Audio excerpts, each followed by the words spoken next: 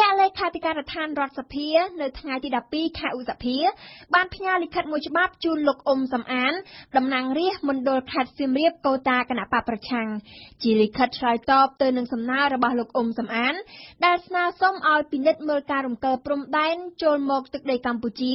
នៅច្រកព្រំដែនកម្ពុជាវៀតណាមតនហន់ក្នុងភូមិសាស្ត្រខេត្តកំពតភ្ជាប់ជាមួយលិខិតនោះក៏មានផងដែរឯកសារជំនួយស្មារតីពីលោកវ៉ាកឹមហុង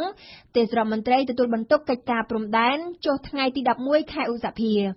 បើតាមឯកសារជំនួយស្មារតីរបស់លោកវ៉ាកឹមហុងការលើកឡើងរបស់តំណាងរាស្ត្របកប្រឆាំងដែលថាវៀតណាមរំកិលព្រំដែនចូលទឹកដីកម្ពុជានៅច្រកព្រំដែនតនហន់នោះគឺគ្មានការពិតទាល់តែសោះគ្មានការពិតព្រោះព្រែកព្រៃតាម៉េងដែលលោកអ៊ុំសំអានអះអាងថាជាព្រែកព្រំដែននោះគឺស្ថិតនៅយ៉ាងជ្រៅក្នុងទឹកដីវៀតណាមហើយគ្មានឯកសារផ្លូវការណាមួយបានបញ្ជាក់ថាព្រែកព្រៃតាម៉េងនោះជាព្រែកព្រំដែនទេលោកវ៉ាកឹមហុងបានគូបញ្ជាក់បន្ថែមទៀតថាផែនទីបោនຂະຫນາດ1 លើ 100,000 របស់ក្រមភូមិសាស្ត្រឥណ្ឌូចិនពុំមានឈ្មោះព្រែកព្រៃតាម៉េងនេះនៅក្នុងផែនទីទេឈ្មោះព្រែកព្រៃតាម៉េងនេះគឺមានតែនៅលើផែនទីអ៊ុយតេអឹមຂະຫນາດ1 លើ 50,000 តែប៉ុណ្ណោះ